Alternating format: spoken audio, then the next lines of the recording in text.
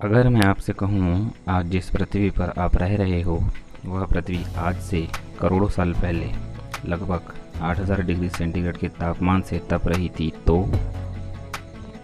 क्या आप जानते हैं हमारी पृथ्वी को रहने लायक बनने में कितना समय लगा? वह ग्रह जो आज हमारे लिए सबसे मूल्यवान है, उसका निर्माण कैसे हुआ? चलिए हम समय में थोड़ा पीछे चलते हैं और जानने की कोशिश करते हैं कि हमारे ग्रह पृथ्वी का निर्माण कैसे हुआ। उससे पहले अगर आप चैनल पर नए हैं तो वीडियो को लाइक और चैनल को सब्सक्राइब करें।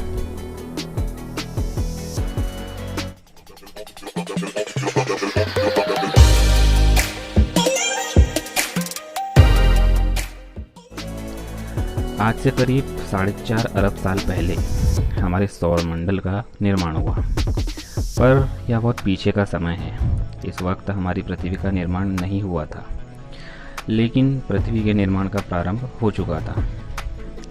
सौरमंडल में स्थित चट्टान और धूल के कण, जो कि कई सारे पिंडों के आपस में टकराव के कारण बने थे, वे सभी गुरुत्वाकर्षण के कारण आपस में जुड़ते गए, जिससे एक गोले का निर्माण हुआ। परंतु यह गोला अभी बहुत गर्म है, इसे पृथ्वी नहीं कहा जा सकता, क्योंकि अभी यह हमारे रहने के अनुकूल नहीं है। इस वक्त पृथ्वी की सतह का तापमान लगभग 1200 डिग्री सेंटीग्रेड है। कहा जाए तो वर्तमान में हमारे सूर्य के बाहरी परत के तापमान के बराबर, जिसमें जीवन की संभावना ही नहीं है। साथ ही साथ यहाँ अभी ऑक्सीजन, ओजोन और वायुमंडल का नामो निशान भी नहीं है।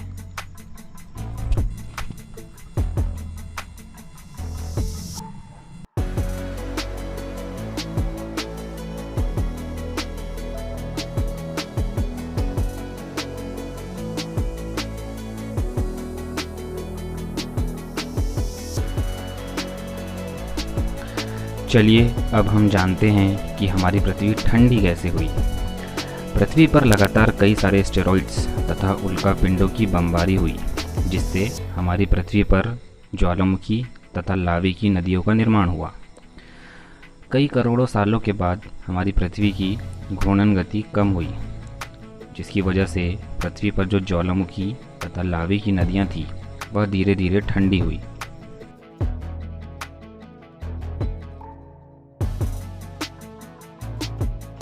जिससे धरती की सतह का निर्माण हुआ।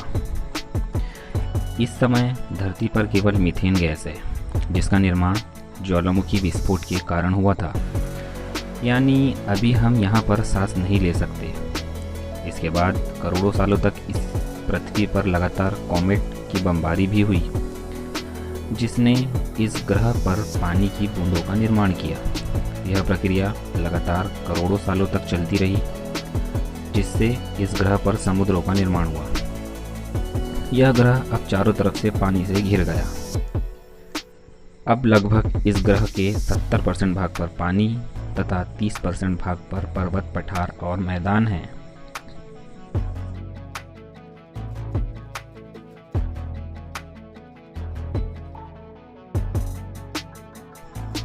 अभी हमारी पृथ्वी पर 7 महाद्वीप है, लेकिन पहले यह आपस में जुड़े हुए थे, जिन्हें संयुक्त रूप से पेंजिया कहा जाता था, और इनके चारों ओर के समुद्री भाग को पेंथालासा कहा जाता था। कॉन्टिनेंटल ड्रिफ्ट यानी कि पृथ्वी की सतह का एक दूसरे से दूर हटना। पृथ्वी पर बहुत सारी प्लेट्स हैं जो कॉन्टिनेंटल ड्रिफ्ट के कारण एक दूसरे से लगातार दूर होती गई, जिससे पेंजिया धीरे धीरे 7 भागों में टूट गया।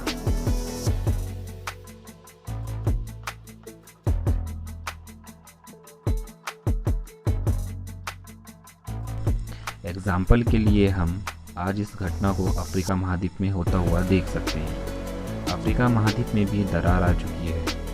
वैज्ञानिकों के अनुसार यह महाद्वीप भी जल्द ही 2 भागों में बढ़ जाएगा। पेंजिया धीरे धीरे 7 भागों में बढ़ गया। कुछ समय बाद इंडिया एशिया महाद्वीप से जा टकराया। टकराव इतना भयंकर था जिसकी वजह से पृथ्वी की परतें एक दूसरे पर चढ़ गई। पृथ्वी की परतों के एक दूसरे पर चढ़ने के कारण वर्तमान में माउंट एवरेस्ट का निर्माण हुआ, जो आज दुनिया का सबसे ऊंचा पर्वत शिखर है। क्या आपको पता है कि माउंट एवरेस्ट का आकार बढ़ता जा रहा है? ऐसा क्यों? क्योंकि आज भी हमारा भारत एशिया की ओर खिसकता जा रहा है, जिसकी वजह से माउंट एवरेस्ट की ऊंचाई में इजाफा हो रहा है। नेपाल और चीन दोनों देश मिलकर माउंट एवरेस्ट की ऊंचाई पर लगातार रिसर्च कर रहे हैं। आंकड़ों के मुताबिक 15 सालों में माउंट एवरेस्ट की ऊंचाई लगभग 85 सेंटीमीटर तक बढ़ी है। करीब 66 साल पहले 1954 में माउंट एवरेस्ट की ऊंचाई 8,848 मीटर मापी गई थी और यह भी कहा जा रहा है कि आने वाले सालों में इसकी ऊंचाई लगातार बढ़ती जाएगी।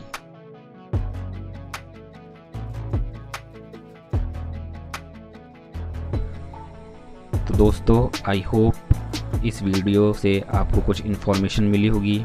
अगर यह वीडियो इन्फॉर्मेटिव लगी तो आप इस चैनल को सब्सक्राइब और इस वीडियो को लाइक करें। Thank you.